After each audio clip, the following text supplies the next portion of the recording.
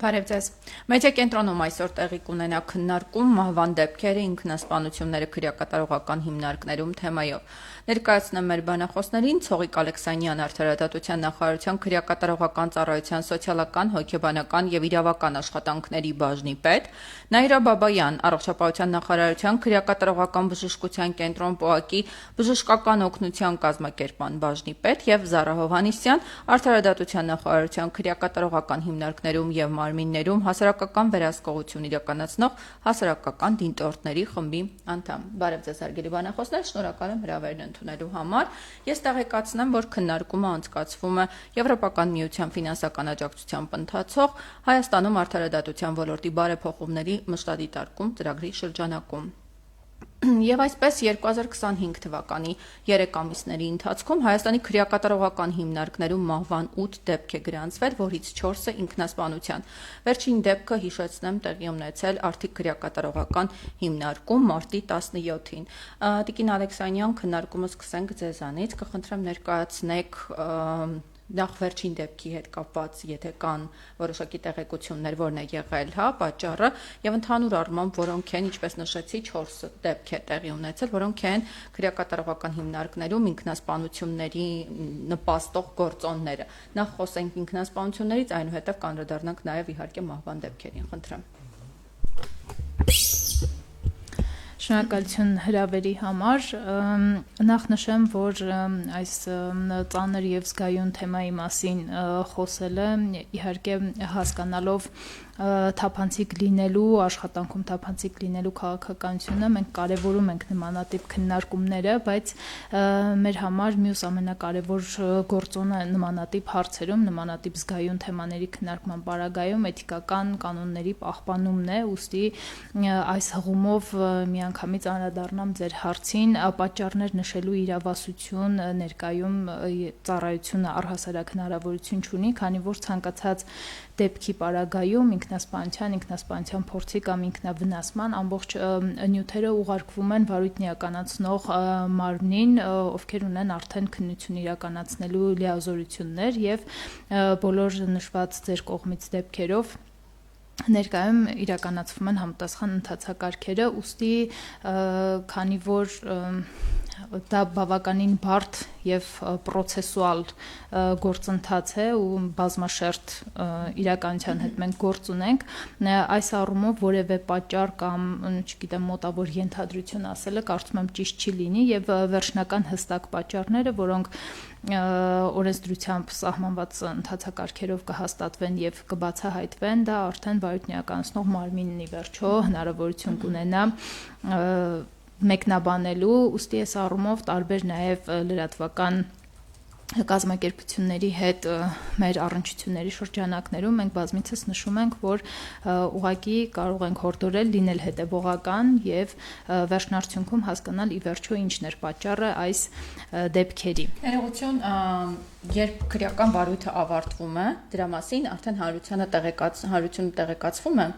որն էր պատճառը։ Օրինակ, եթե այս առաջին 3 ամիսների ընթացքում 4 դեպք է եղել եւ քրեական վարույթը ավարտվի, այդ մասին հանրությունը իմանալու է։ Ճիշտն ասած, ձեր հարցին ես այս պահին չեմ կարող պատասխանել, քանի որ դա արդեն ոնց որ քննչական կոմիտեի վարած քաղաքականության շրջանակներում է, ուստի կխուսափեմ հստակ պատասխան տալուց։ Համագործակցություն ամեն դեպքում քրեակատարողական ծառայության հետ, քանի որ դեպքը այդուհանդերձ տեղի ունեցել քրեակատարողական հիմնարկում, որպես այդպիսի պարտավորություն նշել չեմ կարող, բայց տվյալ դեպքերում ոնց որ նաև մեր նախաձեռնողականությունն է ի վերջո հասկանալ որոնք էին պատճառները, որ բացահայտվել են եւ հնարավոր հետադարձ կապ վարույթն իրականացնող մարմնի կողմից կարող է լինել այն շրջանակներում, եթե պարզվի, որ օրինակ ենթադրենք ինչ որ աշխատակցի կամ ծառայակցի գործողությունների արդյունքում, այսինքն տվյալ քրեական վարույթները հարուցվում են ինքնասպանության հակելու կամ հասցնելու շրջանակներում, ուստի եթե պարզվի, որ կա որևէ կասկածյալ կամ մեղադրյալ, այս առումով բնականաբար մենք կունենանք հետադարձ կապը եւ ինքներս էլ կնախաձեռնենք համապատասխան ընթացակարգեր, անդրադառնալով ձեր հարցի մյուս մասին, թե առհասարակ ինչն են պատճառները ինքնասպանության քրեակատարողական հիմնարկներում, քանի որ մենք մեր նախորդ եթերների ժամանակ այստեղ էլ խոսել ենք, առհասարակ ինչն է սուիցիդալ վարքի պատճառները քրեակատարողական հիմնարկներում։ Ես երբ թե ստիպված կլինեմ ինքս ինձ կրկնել ու նշել բոլոր այն բարդությունները, որին առնչվում է անձը հայտնվելով քրեակատարողական հիմնարկում։ Առաջին հերթին դա կյանքի դժվարին իրավիճակ է, որը լուրջ մարտահրավեր է հոգեկանի համար։ Այստեղ նաև մենք հաշվի պետք է առնենք, որ երբեմն ունենում ենք ազատությունից զրկված անձինք, ովքեր ունեն հոգեկան առողջության հետ կապված խնդիրներ եւ այսպիսի կյանքի դժվարին իրավիճակում հայտնվելու պարագայում իրենց դեպքում ավելի դժվար է դառնում հաղթահարել ստեղծված դժվարին իրավիճակը։ Փակ պայմաններում գտնվելը եւս մարտահրավերային է հոգեկան առողջության եւ հավասարակշռությունը պահելու տեսանկյունից եւ ինչպես նաեւ մյուս կարեւոր դժվարություններից մեկը դա ընտանիքի անդամներից հարազատներից հեռու գտնվելու արդյունքում բխող բոլոր հնարավոր խնդիրներն են, որովհետեւ մենք նաեւ ունենք դիտարկումներ, որ երբեմն լինում է, որ ինքնասպանության փորձերի կամ ինքնասպանությանը նախորդած ժամանակահատվածում տվյալ անձի եւ իր ընտանիքի անդամի ներկայացուցիչի հարազատի հետ եղել են որոշակի միջազգային խնդիրներ։ Բայց քանի որ վերջնական որպես այդպեսին ձևակերպված հստակ պատճառ ներկայացնել չեմ կարող, ուստի այս մասով ստիպված եմ մեկնաբանություններ չանել։ Շնորհակալություն, Տիկին Հովհաննիսյան, որպես դիտորդ խմբի, անդամ կխնդրեմ ներկայացնեք կան որոշակի այդուհանդերձ ուսումնասիրություններ, թեև Տիկին Ալեքսանյանն իր խոսքում նշեց, որ վերջնական այսպես եզրահանգումը պետք է տա վարույթ իրականացնող մարմինը, այդուհանդերձ եթե հաշվի առնենք օրինակ 2024 թվականին փաստորեն մահվան դեպքերը եղել են 12-ը, եթե չեմ սխալվում, բայց ինքնասպանության դեպք չի գրանցվել։ Այս պարագայում ո՞րն է պատճառը։ Կա ձեզ մոտ որոշակի այսպես կամ ահազանգերի կամ ուսումնասիրության արդյունք, խնդրեմ։ Սկսեմ նրանից, որ իհարկե մենք խոսում ենք շատ զգայուն թեմայի մասին եւ մենք պետք է հաշվի առնենք, որ անձինք ունեն հարազատներ եւ իրենց իրավունքները եւս պետք է հարգվեն եւ պաշտպանվեն, անձնական կյանքի եւ նաեւ ընտանեկան կյանքի իրավունքը եւ այստեղ մենք շատ զգուշ պիտի լինենք անհատական դեպքերը թիրախավորելու պարագայում։ Բայց ընդհանուր առմամբ խոսելով խնդրի վերաբերյալ, իհարկե մենք կարող ենք շեշտադրումներ որոշակի անել։ Համաձայն եմ Տիկին Ալեքսանյանի հետ, որ իրավիճակը բավական բարդանում է, երբ անձը հայտնվում է փակ հաստատությունում, հատկապես ընդհանուր առմամբ հոգեկան առողջության վիճակը, ավելի լայն դիտարկենք հոգեկան առողջությունը, քան կոնկրետ դիագնոզ ունեցող հոգեկան առողջության խնդիրը, որը կարող է վերհանվել, մարդը ճգնաժամային իրավիճակում է հայտնվում, որի հետ պետք է կատարվի հստակ սոցիալական աշխատանք։ Մենք ունենք դեռևս խնդիրներ, որոնք բարձրաձայնվում են եւ որոնք իհարկե նաեւ տեսանելի են սոցիալական, իրավական եւ հոգեբանական աշխատանքի տեսանկյունից։ Խնդիրը ոչ միայն այն է, որ հոգեբանների սակավություն կա կամ որոշակի անհասանելիություն կա զուտ քանակի իմաստով, այլ նաեւ այն պատճառով, թե ինչու չեն դիմում նաեւ հոգեբանի։ Այստեղ մենք նաեւ պիտի միացնենք քրեական ենթամշակույթի խնդիրը, երբ հոգեբանի դիմելը կամ այդտեղի սոցիալական աշխատողին դիմելը որոշակի խնդիրներ է առաջացնում քրեակատարողական հիմնարկում հայտնված անձի համար, որը հայտնվում է օրինակ քրեական ենթամշակույթի դիտակետում։ Ինչ է իրանից ներկայացնում քրեական ենթամշակույթը։ Դա առանձնացված մի այսպիսի համակարգ է, որը միշտ ձգտում է ավելի ուժեղ լինել, քան պետությունը։ Եթե պետությունը ինչ որ մի տեղում թերանում է, այդ տեղը լրացնում է իհարկե քրեական ենթամշակույթը եւ ասում է՝ «Արի ինձ մոտ, իմ դաշտարի, ես կլուծեմ այդ խնդիրը»։ Բժիշկը ուշացավ, ես նենց կանեմ, դրսից մեկը կստիպի, որ ինքը արագ կարձագանքի կոնկրետ քո խնդրին։ Այդպիսով անձը հայտնվում է հենց քրեական ենթամշակույթի դաշտում։ Ես ճիշտն ասած ինքնասպանությունների եւ ինքնավնասումների դեպքերը մեծիվ մասամբ նաեւ կապում եմ այդ համակարգի հետ, որը ցանկացած խնդիր ունենալով ադմինիստրացիայի հետ, բժշկի հետ եւ այլնի հետ, ինքը կարողանում է օգտագործել իր ռեսուրսը ներազդելու կոնկրետ մարդկանց վրա։ Երկրորդ խնդիրը, որը մենք նկատել ենք, դա առողջապահական ծառայություններն են։ Խնդիրը ոչ միայն այն է, որ անձինք ունեն առողջական խնդիրներ, հստակորեն ունեն, բնական է դա, եւ հայտնվում են քրեակատարողական հիմնարկում եւ վատթարանում են այդ խնդիրները, կա պայմանավորված նրանով, որ նրանք փակ տեղում են գտնվում, այլև ունեն նաև խնդիրներ այդ արագ արձագանքման հետ կապված, որը եթե մենք 1-2 օրը դրսում կարող է դիտարկենք ընդամենը դե լավ 2 օր ենք ուշացրել, քրեակատարողական հիմնարկում դա դիտարկվում է հավերժություն։ Մենք ունենում ենք ահազանգեր, երբ ասում են 2 օրա բժիշկը չկա, բայց դրսում էլ կարող է այդպես լինել, բայց քրեակատարողական հիմնարկը դա մի համակարգ է, նորից եմ կրկնում, որտեղ մարդիկ գտնվում են հատուկ իրավիճակում եւ հատուկ պայմաններ են իրենց հարկավոր արագ արձագանքման, որպեսզի նրանք նաեւ չվատթարանա իրենց հոգեկան առողջության վիճակը, նյարդային վիճակը, եւ այստեղ մենք ահազանգեր ենք ունենում հենց դրա հետ կապված։ Երրորդ դիրքում է գտնվում նաեւ քրեական գործերի հետ կապված անհամաձայնությունը։ Բազմաթիվ ինքնավնասումներ եւ նաեւ հացադուլներ են լինում կոնկրետ քրեական գործի հետ անհամաձայնության հետ կապված, որի հետ իհարկե ոչ քրեակատարողական համակարգը որևէ առնչություն կարող է ունենալ, դա այն համակարգն է, որը վերցնում է ի պահ անձին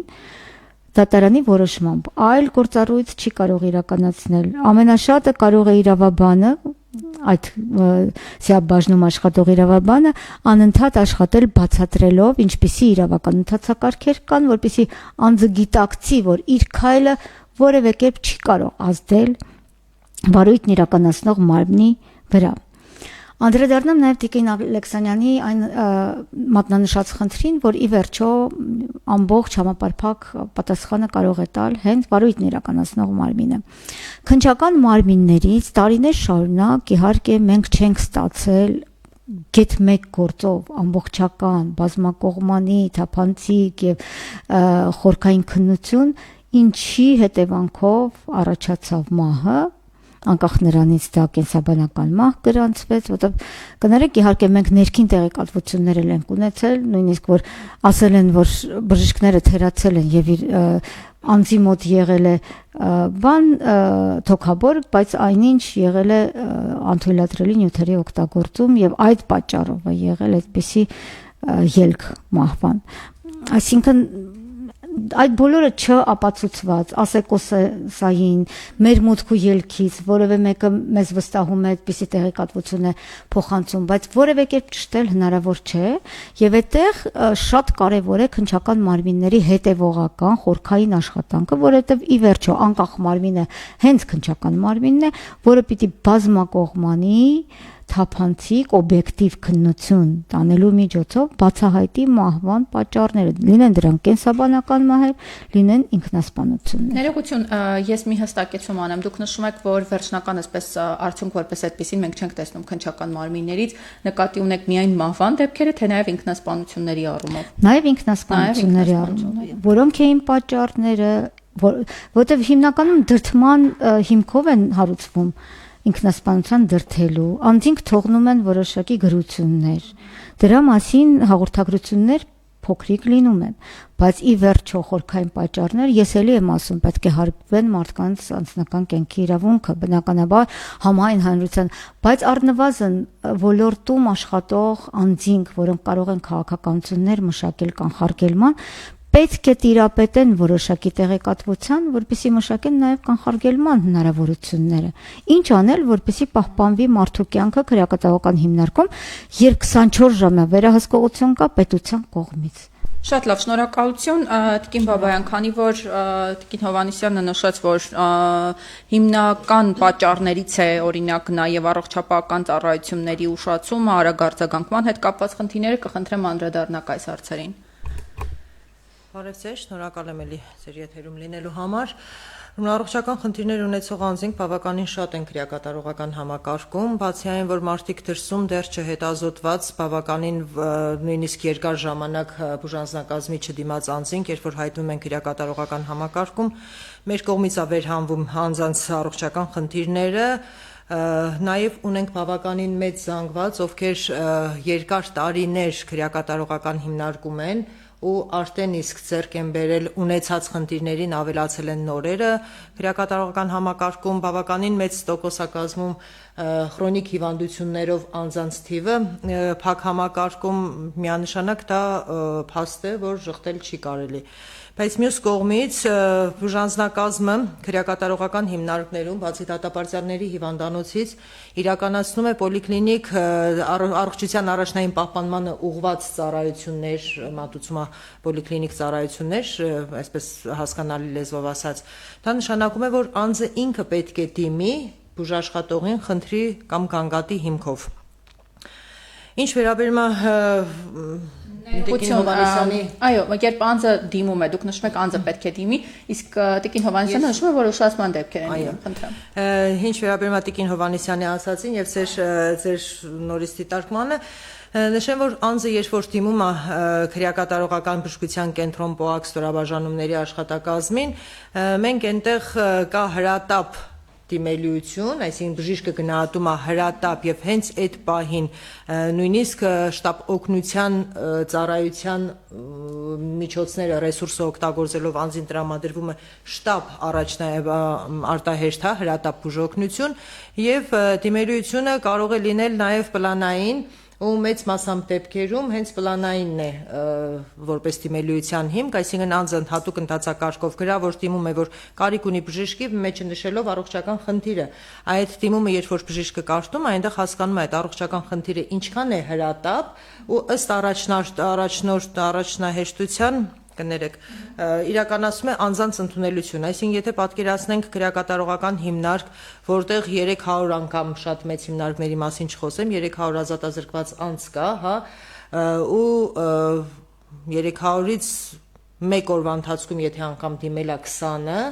բնականաբար ժամանակի առումով հնարավոր է ամբողջ բոլոր 20-ին բժիշկը չկարողանա մեկ օրում ընդունել։ Սա նաև արդյոք խոսում է այն մասին, որ բժշկական անձնակազմն է քիչ, թե ռեսուրսների առումով։ Բժշկական անձնակազմի ռեսուրսի խնդիր չի,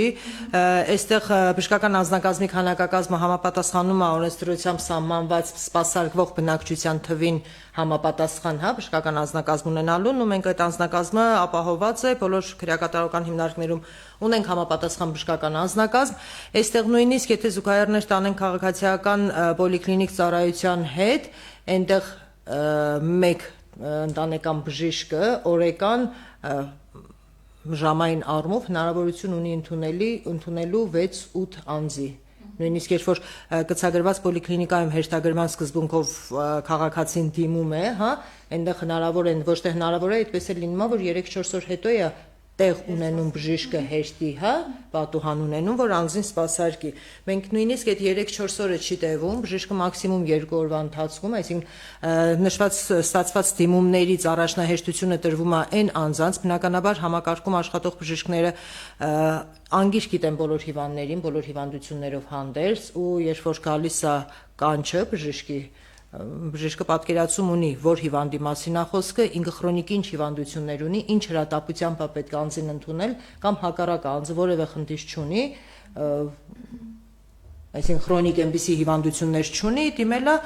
բնականաբար առաջնահերթության սկզբունքը տրվում է ըստ կարևորության։ Տիկին Բաբյան, եթե օրինակ առաջնահերթության սկզբունքը գործում է, դուք նշում եք, որ անձնակազմի ռեսուրսների խնդիր չկա, այս պարագայում ո՞րն է պատճառը, որ նման ահազանգեր են լինում, հա, դիտորդական խումբը նման ահազանգեր է ստանում, որ օրինակ երկրորդ պատճառը առողջապահական խնդիրներն են։ Ահազանգերը կարող են պատճառները տարաբնույթ լինել, նախ սկսենք նրանից, որ անձինք, երբ որ քրեակատարողական հիմնարկում են, փակ տեղում են, իրենց համար ճիշտ նշեց Տիկին Հովհաննիսյանը, 1 րոպեն 1 տարի է թվում, ու երբ որ իրենք կանչում են, բուժանձնակազմը մոտենում է, ենթադրենք իրենց կանչից 1-2 ժամ հետո, իրենց թվում է, թե 2 օր սպասել են ու չկա, բայց չկա նման դեպք, չկա կանչ, որ բուժանձնակազմը չմոտենա, միջին բուժանձնակազմի մասին է խոսքը, ովքեր առավոտից երեկո 24 ժամ ռեժիմով, 24/7 ռեժիմով քրեակատարողական հիմնարկի բնակելի գոտում են ու անընդհատ առաջի գծում շփվում են ազատազրկված անձանց հետ։ Ուրիշ հարց, որ ել եմ ասում, նույն ասենք, եթե Նուբարաշենի օրինակը բերեմ 5 հարկանոց շենքա ու միջին բուժանձնակազմը գտնվում է 3-րդ հարկում իրենց բախտակից ինչ-որ մեկին սպասարկելու պահին, 5-րդ հարկից զանգում են, ասում են woman X անձի ատամը ցավում է մոտեցեք, բնականաբար բուժանձնակազմ մոտենալու է, ատամնացավի տեղը տալու է, հա, ցավազրկողը տալու է, մինչև ատամնաբուժի ուղղորդումը լինի, ատամնաբուժը նայի խնդիրը բարձի ինչա, բայց մինչև 3-րդ հարգից այդ սպասարկումը կավարտի, կհասնի 5-րդ հարկ, արդեն ազատազրկված անձանց բողոքը գնում է, որ ես կանչել եմ, կես ժամ հետո նոր գալիս եք, ատամս կես ժամա ցավում է։ Բայց նույն քաղաքացիական սեկտորում անձի ատամը կարող է օրերով ցավի, ինքը դրսում լինի, նույնիսկ տեղատուն չմոտենա ինքը իր համար տեղ գնելու կամ ատամնաբուժի դիմելու համար։ Շատ լավ, իհարկե այստեղ հարցը ատամի միայն խնդիրը չէ, այլ պետք է ավելի երևի ծանր հիվանդություններ դիտարկել այս պարագայում։ Տիկին Ալեքսանյան, կխնդրեմ ներկայացնեք, Տիկին Հովհաննիսյանն էլ նշեցավ, ոլորտում աշխատող անձինք ամեն դեպքում պետք է տեղեկացված լինեն, որքան էլ որ նշում ենք, որ քրեական վարույթն իրականացնող մարմինը, հա, պետք է վերջնական գնահատականը տա, որքանով է տեղեկացված, հարգելով իհարկե բոլոր անձնական, հա, կյանքի իրավունքը եւ անձնական տվյալները, որպեսզի այդ կանխարգելման հնարավորությունը, հա, ունենա, խնդրեմ։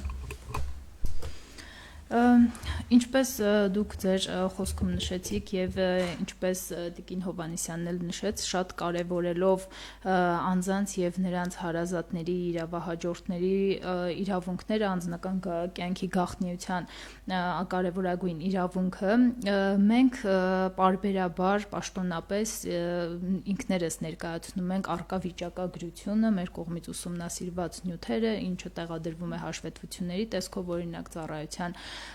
կայքեջում եւ բնականաբար պատասխանում ենք գրավոր ստացված բոլոր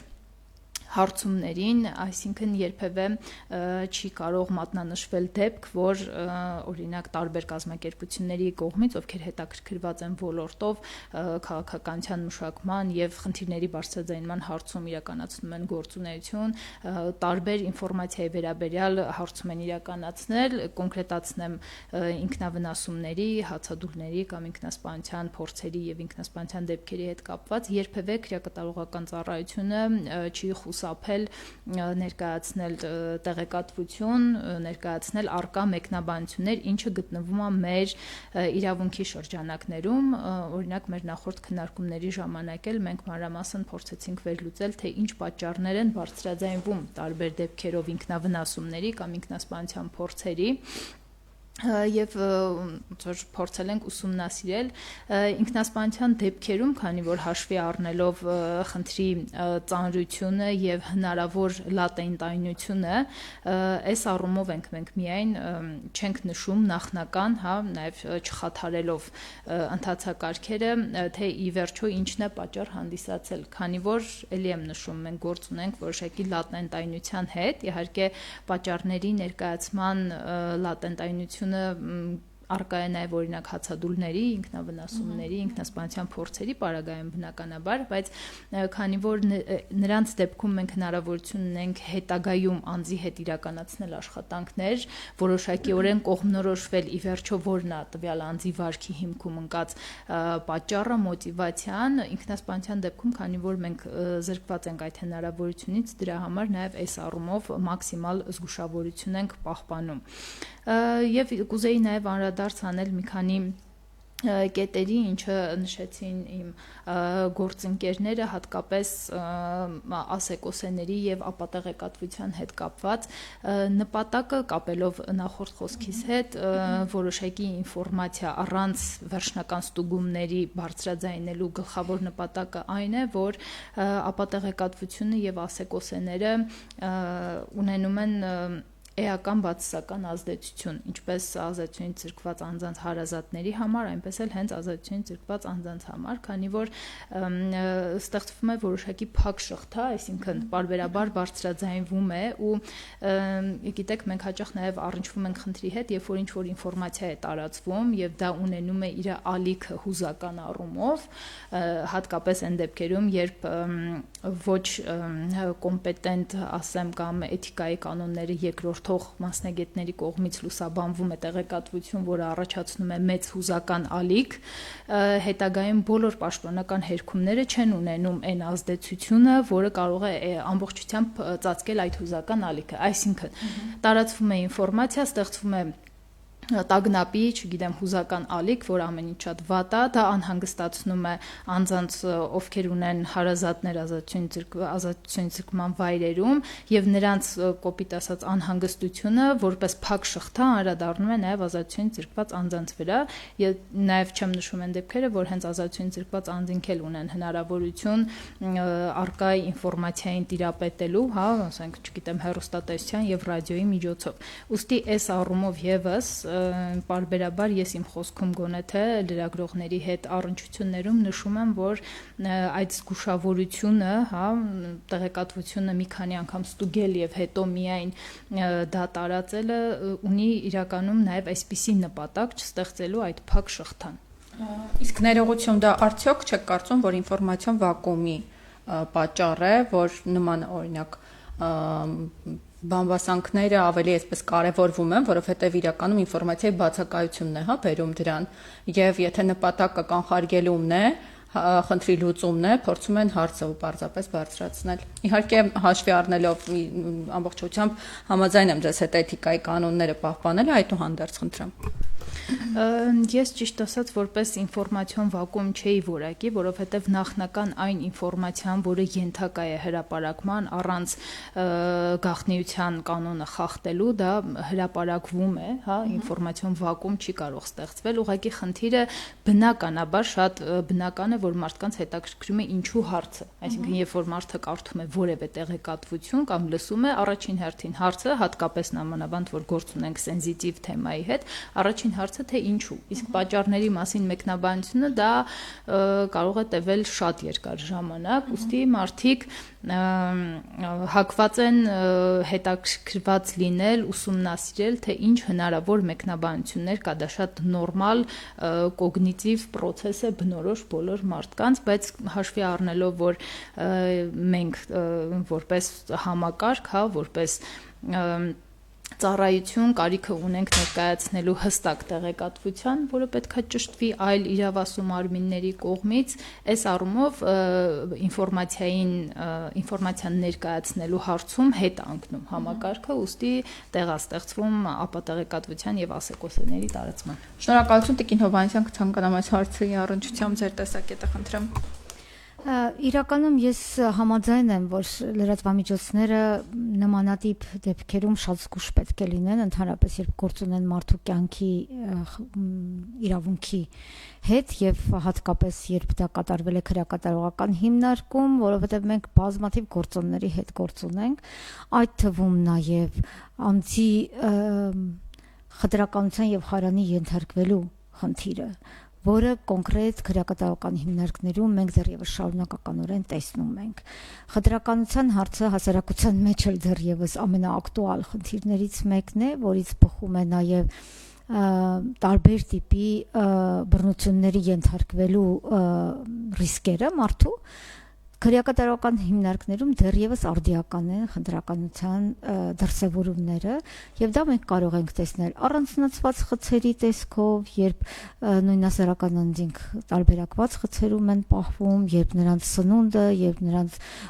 նույնիսկ բուժօգնությունը տարբերակված կերպով է արվում,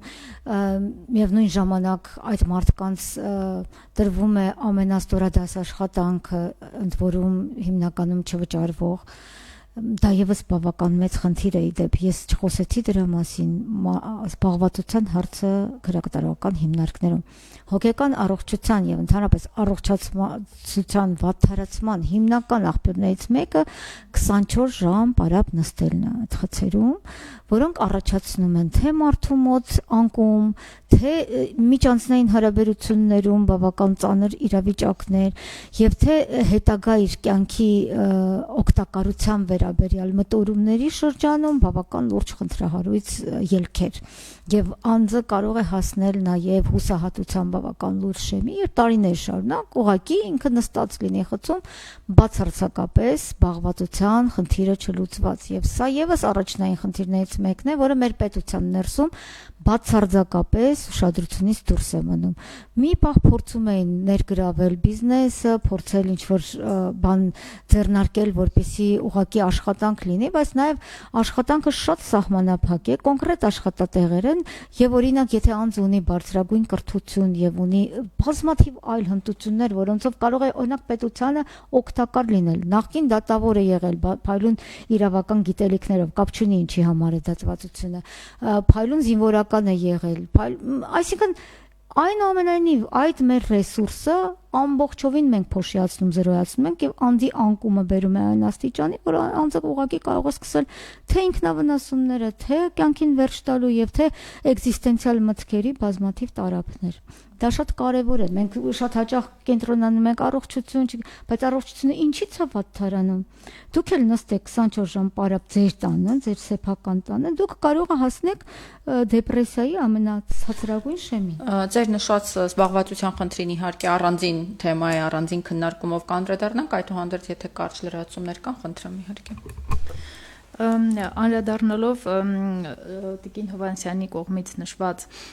կետերին, նախ ուզում եմ շատ կարճ անդրադարձ անել, ինչպես դուք շատ իրավացիորեն նշեցիք, որ քրեակատարողական հիմնարկներում ըստ էության արտացոլվում են բոլոր այն հասարակական մեխանիզմները, որը ընդհանուր առմամբ բնորոշ է մեր հասարակությանը, ուստի մենք չենք կարող խոսել օրինակ ինչ որ երևույթի վերաբերյալ հասարակությունում առկա խտրականությունը, որպեսզի գոյություն չունենա քրեակատարողական հիմնարկներում, սակայն եթե հասարակության պարագայում մենք գործ ունենք ազատության մեջ գտնվող անձանց հետ, ովքեր կարող են սեփական որոշումների կայացման արդյունքում խուսափել կամ, չգիտեմ, ձեռնարկել որոշակի գործողություններ նախաձեռնողական լինել, հաշվի առնելով, որ քրեակատարողական հիմնարկում այդ դերը վերապահված է պետությանը, բնականաբար այս առումով իրականացվում են աշխատանքներ բացառելու համար եւ մինիմումի հասցնելու համար ցանկացած խտրական վերաբերմունք առաջին հերթին իհարկե աշխատակիցների կողմից որպես պահանջ իրենց աշխատանքի նկատմամբ եւ երկրորդ հերթին նաեւ որոշակի մոտեցում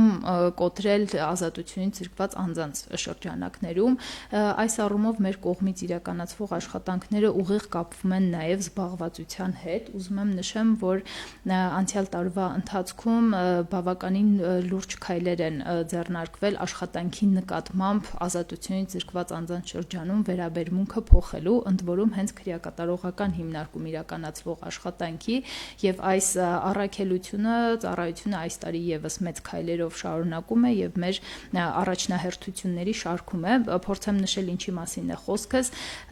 տեսեք բնականաբար հայտնի է որ քրեակատարողական հիմնարկում աշխատանքի նկատմամբ կա որոշակի բացասական վերաբերմունք ու երբեմն դա օբյեկտիվորեն դրա պատճառ է հանդիսանում այն հանգամանքը, որ անձը ով ունի որոշակի տեսակի հմտություններ աշխատանքային կամ եթե նույնիսկ խոսում ենք բարձրագույն կրթության մասին, ապա անձին հնարավորություն չի ստեղծվում շատ հաճախ զբաղվել հենց իր աշխատանքային հմտություններին բնորոշ գործունեությամբ։ Այս առումով մենք բնականաբար փոխել ենք տեխնիկատնտեսական աշխատանքներ հասկացության սահմանումը եւ դրա մեջ ներառել ենք նաեւ օրինակ արտադրական գործունեությունը մեր հեռահար նպատակը այն է քրեակատարողական հիմնարկներում ստեղծել արտադրամասեր ապահովել ազատությունից զրկված անձանց շրջանում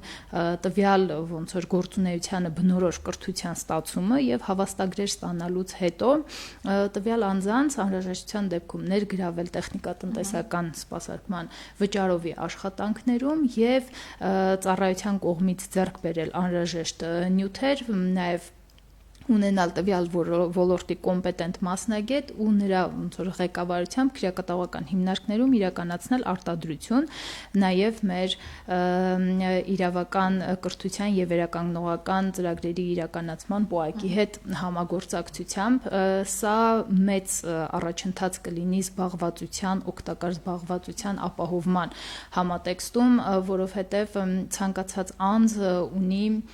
պիտանի լինելու իրեն պիտանի զգալ տալու ինչ որևէ գործողություն անելու պահանջմունք, դա նույնիսկ մարդկանց մոտ պահանջմունքի մակարդակում է դրված։ Բացի այդ, մենք փորձում ենք ակտիվացնել նաև մեր ծրագրերը, օրինակ տարբեր թեկուզ հասարակական կազմակերպությունների կամ պետական միջազգային կազմակերպությունների հետ համագործակցությամբ հնարավորինս շատ ներգրավել տարբեր օրինակ մարզական սպորտային գործունեություն իրականացնող կազմակերպությունների, ովքեր մի քանի շարունակական դասընթացների միջոցով օրինակ ազատությունից զրկված անձանց կսովորեցնեն որոշակի մարմնամարզական վարժանքներ, որոնք հնարավոր կլինի հենց նույնիսկ խցում իրականացնել ու նաև որոշակի զարգ տալ առողջ ապրելակերպին։ Շատ լավ, իհարկե ինչպես նշեցի, մեդիա կենտրոնը առանձին քննարկումով կանդրադառնա, որովհետև որքան էլ փող կապակցված են, այդուհանդերձ խնդիրը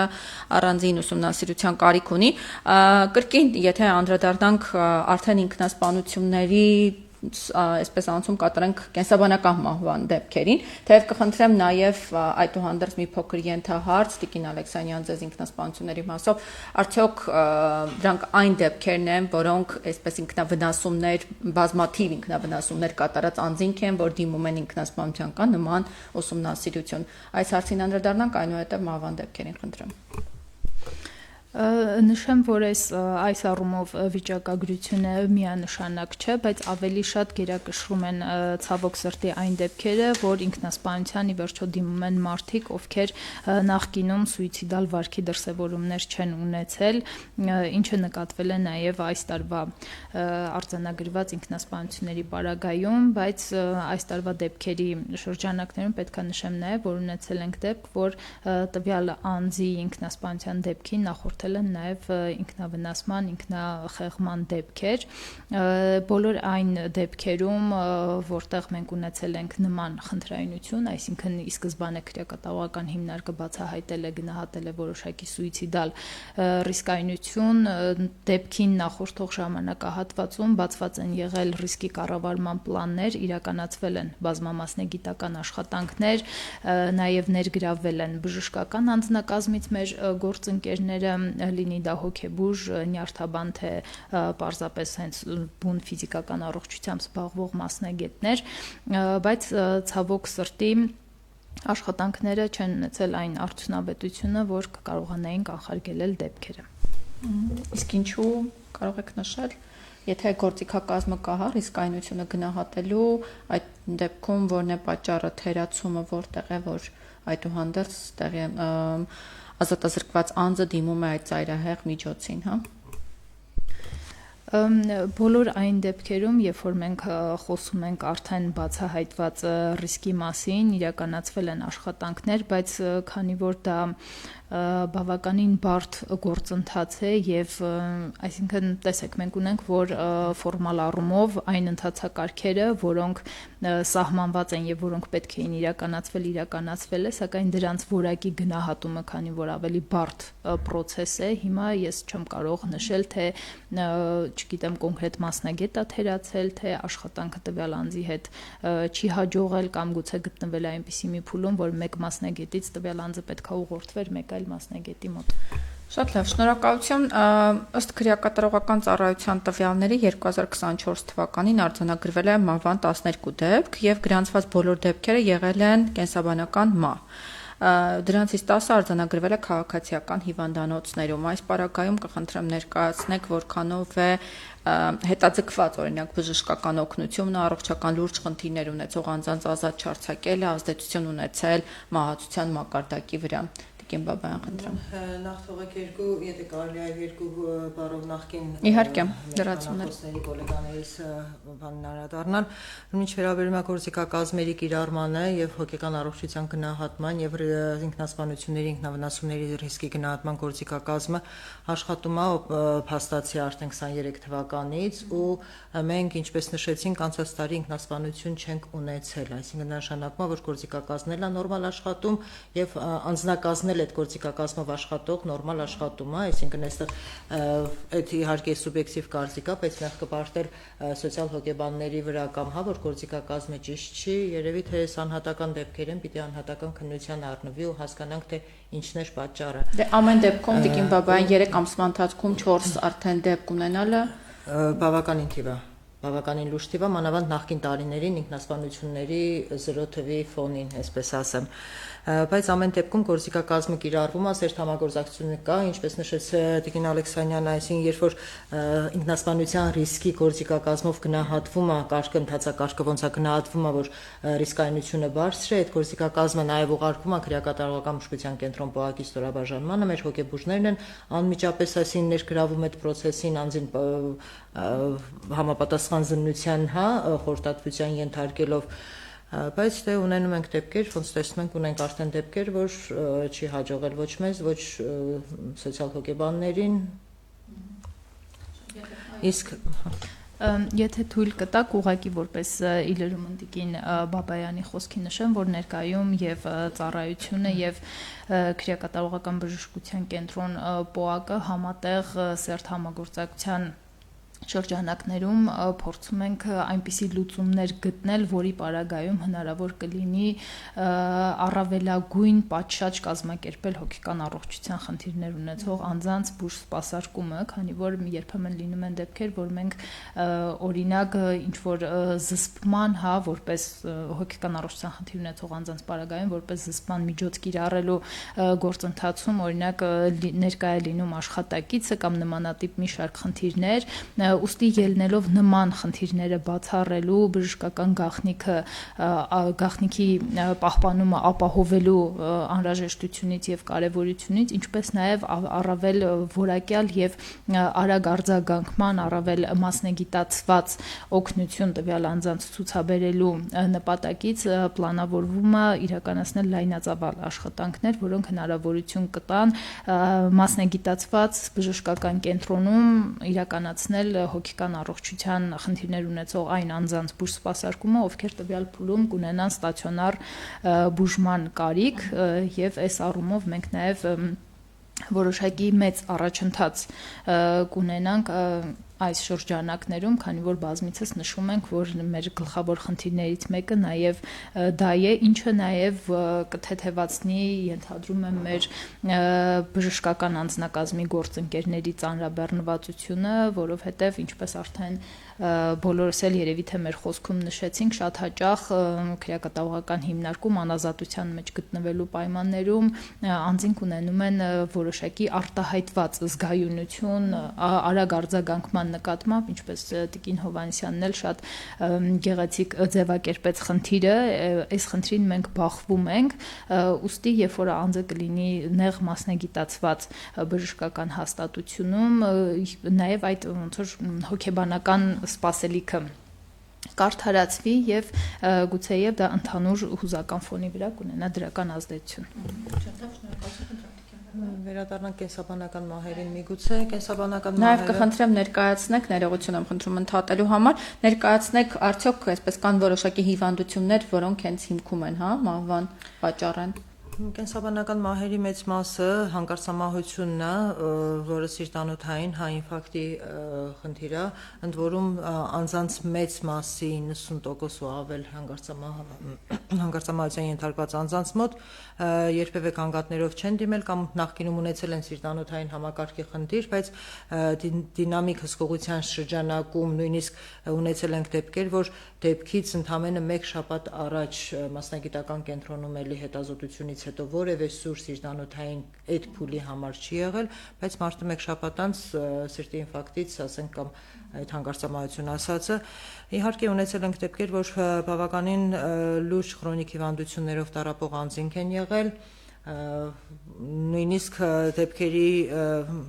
մահվան դեպքերի մեջ եղել են այնպիսիները, որոնք կառավարության 825 որոշման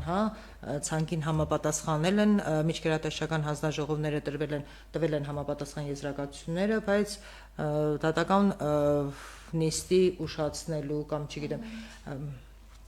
այդ պարագայում մահը տեղի ունեցել քրեակատարողական հիմնարկում։ Տիկին Հովհաննիսյան։ Սիստեմիկ խնդիր է, էլի մի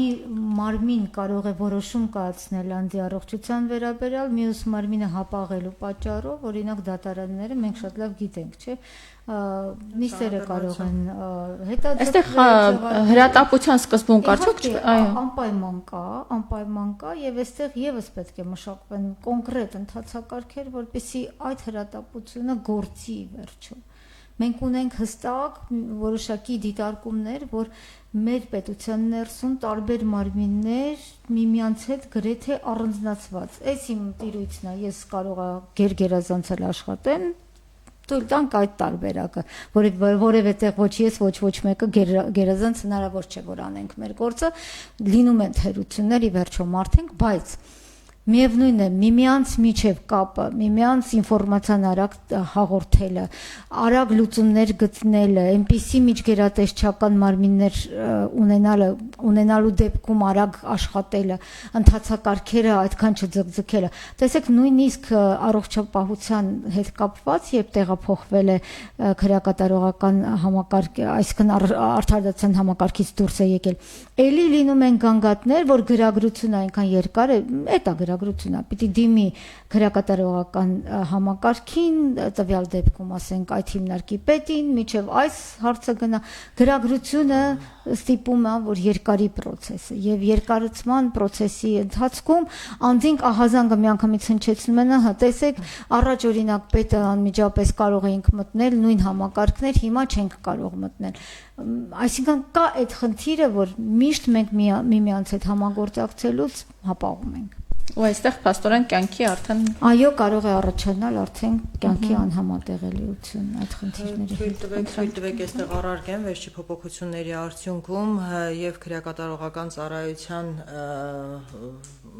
այդ երևի թե Տիկին Ալեքսանյանը ավելի հստակ կասի, դիրքորոշումը մոտեցումը փոխվել, որ այլևս այդ թղթաբանությունը այդքան երկար չի ու հիմնարկի պետերին առաջ այդ միջնորդագիրը ճիշտ եմ Տիկին Ալեքսանյան քրեակատարողական ծառայություն էր հասնում, հետո նոր հիմա արդեն պետերի մակարդակով է տեղափոխությունների բժշկական օգնության վերաբերյալ տեղափոխությունների միջնորդությունների մասին է խոսքը, այսինքն մենք նույնիսկ մեկ օր առաջ կամ նույն օրը հիմնարկի պետին տալիս ենք միջնորդագիրը ու անձը տեղափոխվում է նշված բժշկական կենտրոնը եւ այդ առումով որևէ ցկցկումներ չունենք այս պահին այլևս եւ չունենք ցկցկումներ քրեակատարողական բժշկության կենտրոն ՊՕԱԿ տնօրենի կողմից պետության կողմից երաշխավորված ուղեգիրը տրամադրելու եւ թույլտվությունը տրամադրելու դա էլ է ժամերի խնդիր։ Դա որ թվականից արդեն չունենք, երբ է եղել փոփոխությունը։ Ծառայության հետ կապված փոփոխության մասին Տիկին Ալեքսանյանը երևի ավելի հստակ կնշի, մեր մոտ երբևէ չի եղել այդ փոփոխությունը, իսկ Մալբրի համակարգին անցնելուց հետո, այսինքն 24 թվականի վերջին, երբ որ մենք Մալբրի ծրագիրը գործարկեցինք նաև մեր համակարգի ներսում, այլևս այդ թույլտվությունները ստանալը քրեակատարողական բժշկության կենտրոն ՊՕԱԿ տնօրենի կողմից ժամերի խնդիր է նույնիսկ կարելի ասել ժամերել չի, հա։ Մենք առողջապահության նախարարության ենթակայության տակ անցնելուց հետո բավականին բարելավելա նաև պետպատվերների խնդիրը, այսինքն առաջ 2 տարի առաջ, 1.5 տարի առաջ, երբ որ մենք պետպատվերի համար հերթագրման սպասում էինք, պետպատվերը միջասեմ սահմանափակ էր, բայց ամեն դեպքում այնպիսիներ, որ մենք հերթագրում էինք ու կարողա 5-6-7 ամիս հետո նոր կոնկրետ հետազոտության համար դժվարամատչելի պետության կողմից այդ երաշխավորված ուղեգրով հնարավորություն ունենայինք անձին հետազոտելու։ Մենք այսօր արդեն այդ խնդիրը չունենք ու եթե վերհանում ենք անձին հետազոտության խնդիրը, մենք ընդամենը 2-3 օր կարող ենք արդեն պետպատվերով հետազոտությունը իրականացնել, եթե այստեղ մի հատ եթե կարողանանք այդ տեղափոխությունների համար օրն ու ժամը, այսպես ասեմ, իրենք շատ են, ես այստեղ ոչ թե քրեակատարողական հիմնարկների մեղադրելու խնդիրը չի միանշանակ, հանկարծ սխալ չհասկանաք խոսքս, քրեակատարողական հիմնարկի ռեսուրսն էլ սահմանափակ է ու նույն ժամն էլ, եթե վերածենք աշխատանքային ժամը 9-ից 6, երբ որ քաղաքացիական հիվանդանոցներում դժվարամատչելի հետազոտությունների համար հնարավորություն կա անձին հետազոտել, բնականաբար տեղափոխման ժամանակը հաշվի առնելով օրեկան 3-4 շարժից ավել բժշկական այդ իրատեսական չէ իրականացնել այսինքն զուտ մարդկային եւ աշխատանքային ռեսուրսները չեն բավարարում։ Իհարկե շտապ դեպքերը անկախ ամեն ինչից շատ արագ իրականացվում է, կյանքին սպառնացող վտանգների դեպքերը, բայց մյուս կողմից, երբ որ անձանց քանակը բավականին շատ է, խոսքի սկզբում էլ նշեցինք, որ քրոնիկ հիվանդություններով ու բժշկական օգնություն կարիք ստանալու կարիք ունեցող անձանց թիվն է բավականին շատ, բնականաբար, այսինքն եթե նույնիսկ գիտենք, որ կոնկրետ X մարդում պետք է դուպլեքս հետազոտություն, այդ դուպլեքսը կարող է կազմակերպել 20 օր հետո, 1 ամիս հետո, բայց ոչ թե այստեղ էլ եմ ասում խնդիրը պետպատվերի չլինելն է, հիմնարկի չօգնելն է, որ չի ուզում տեղափոխի, թույլտվությունների ուշանալն է, այլ զուտ ֆիզիկապես իրականացնելու խնդիրն է։ Շատ լավ, բայց միևնույն ժամանակ կներեք մեկ դիտարկում էլ անեմ, որ չստացի, որ կարիքը կա, մեր բաց թողումը այդ պատճառներով լինում է, ու բերում են մավան դեպքերի, բնավ ոչ, այստեղ էլ է գնահատվում խնդրի կարևորությունը, առաջնահերթությունը ու ենթադրենք սիրտանոթային խնդիր ունեցող անձը, եթե այդ պահին բժիշկը գտնում է, որ կարիք ունի սրտաբանի խորհրդատվության կամ հետազոտությունների, դա իրականացում է ելի առաջնահերթության սկզբունքով ուռուցքային հիվանդությունների եւ այլնի դեպքում։ Նյարդային ողնաշարի հետ կապված խնդիրները կարող է մի փոքր, այսպես սպասելու եւ այլնի, այսինքն այն ախտաբանական վիճակները, որոնք որ անմիջականորեն կյանքին վտանգ չեն սպառնում, դրանք կարող են մի փոքր ներքին հեշտագրում ձևակերպումը տամ այդ տարբերակով իրականացնել սուր դեպքերը կամ կյանքին վտանգ սպառնացող դեպքերը նույնիսկ նշեցի, որ իրականացում են շտապ օգնության կանչերի միջոցով առանց որևիցե խնդրի նույն պահին 24 ժամ ռեժիմով։ Տիկին Ալեքսանդրիա, եթե արձագանքելու կարիք կա, կարճ կխնդրեմ ու ամփոփենք։ Որպես ուղղակի կարճ արձագանք պետք է նշեմ, որ իրականացվել է բավականին խորքային փոփոխություն, այսինքն ի սկզբանե բժշկական անձնակազմը ներառված է եղել քրեակատարողական ծառայության կազմում, հետագայում դա ենթարկվում էր արդարադատության նախարարությանը, իսկ հետագայում արդեն առողջապահության նախարարությանը, ուստի սա իրենից ենթադրում է որոշակի անցումային շրջան ու համագործակցության միմյանց հետ շփվելու կոմունիկացիաները ապահովելու հարցում բնականաբար կարող էին առաջանալ բարդություններ, բայց ուզում եմ նաև նշել որպես նաև որոշակի ձեռքբերում այն հանգամանքը, որ նախարարների եւ նախարարությունների մակարդակում եւս մենք այս փուլում ունենք համաձայնեցումներ, համագործակցային հարաբերությունների ամրապնդման ուղղված քայլեր, ես նախորդ երևի թե իմ խոսքերում եւս էլի նշել եմ, որ այս տարվա սկզբում արդարադատության եւ առողջապահության նախարարների միջև ոնց որ հենց անձամբ տեղի ունեցել աշխատանքային քննարկում, որը էական ստեղծում է համագործակցային մթնոլորտ եւ նման համագործակցային աշխատանքային քննարկումները կրելու են շարունակական բնույթ եւ ձևավորվելու են մաքսիմում պարզեցված ընթացակարգեր, որովհետեւ բնականաբար մենք այս դեպքում գործ ունենք կյանքի առողջության պահպանման իրավունքի հետ, որը բնականաբար առաջնահերթություն է բոլոր պարագաներում։ Շնորհակալություն եւ որպես ամփոփում քննարկման Տիկին Հովհաննիսյան եւ անդրադառնալով նախորդ իհարկե հնչեցված կարծիքներին եւ նաեւ փորձենք ամփոփել հաշվի առնելով, որ հայտարարվեց, որ քրոնիկ հիվանդություն ունեցողները շատ են, ազատազրկված ընդհանուր անձինք շատ են, թեև նշվում է, որ կարծեք թե ռեսուրսի խնդիր չկա, բժշկական անձնակազմի առումով, այդուհանդերձ որպես առաջարկ ինչ անենք, որպեսզի մահվան դեպքեր ինքնասպանությունները այդպես կանխարգել ենք, խնդրեմ։ Նախ այն հանգամանքը, որ ռեսուրսի պակաս չկա, դեռևս կա, այնուամենայնիվ, եթե դա բժշկական անձնակազմում չէ, ապա անձնակազմում է, որը զբաղվում է ուղեկցումներով, տեղափոխումներով, վերահսկողությամբ, այնուամենայնիվ մենք գիտենք, որ եթե անձը պետք է տեղափոխվի քաղաքացիական հիվանդանոց, նրան արդեն կցվում է բնականաբար պահպանության բաժնից որևէ անձ, եւ դա եւս ռեսուրս է, որը տրամադրում է քրեակատարողական համակարգը, արդեն կցվում է մեկ մարմինը չէ, որ այստեղ եւ շատ համակցված պետք է աշխատել եւ վերահաշվարկել միգուցե, որովհետեւ իսկապես որքան է մենք ասենք լիքը բան փոխել ենք, ամեն ինչ ինչ որտեղ ավելի լավ է, քան նախորդիվ, մենք ունենք դեռևս 3 ամսվա ընթացքում 8 մահ, դա ցուցանիշ է, որոնցից 4-ը ինքնասպանություն, որն էլ աննախադեպ է է ճիշտն ասած, ես դեռևս այսքան տարիներ զբաղվելով չեմ հիշում, որ այսքան խիտ ինքնասպանության դեպքեր լինեին մեկ ամսվա մեջ 3 ինքնասպանություն, ապա երամսակում արդեն 4։ Եվ դա մեզ համար այնուամենայնիվ ահազանգ է, էլ ավելի կանոնակարգելու մեր աշխատանքը, ռեսուրսները էլ ավելի մոբիլիզացնելու, միգուցե ավելի ուղղելու սոցիալական եւ հոգեբանական աշխատանքներին, իրավական աշխատանքներին, անձանց իրենց իրավունքների եւ իրազեկվածության մակարդակը բարձրացնելու, որ իրենք կարող են շարունակել իրենց պայքարը նույնիսկ քրեակատարողական հիմնարկի ներսում, եթե անհամաձայն են իրենց քրեական գործի հետ, եթե անհամաձայն են իրենց դրսում գտնվող տարբեր խնդիրների հետ, այնուամենայնիվ կան գործիքներ իրենց այդ հնարավորությունը տալ մտածելու ավելի առաջ, այդ 4 պատից դուրս, որովհետև իսկապես շատ ծանր տեղ է քրեակատարողական հիմնարկը եւ ես այսօր նաեւ չպիտի հապաղեմ դարձյալ խոսելու նրա մասին, որ քրեակատարողական հիմնարկներում այժմ կալանավորված անձանց թիվը շարունակում է գերազանցել դատապարտյալների թվին եւ դա հստակ շատ մեծ ահազանգ է բոլորիս համար, դա դատարանների խնդիրն է, մենք ունենք այլընտրանքային բազմաթիվ միջոցներ, որոնց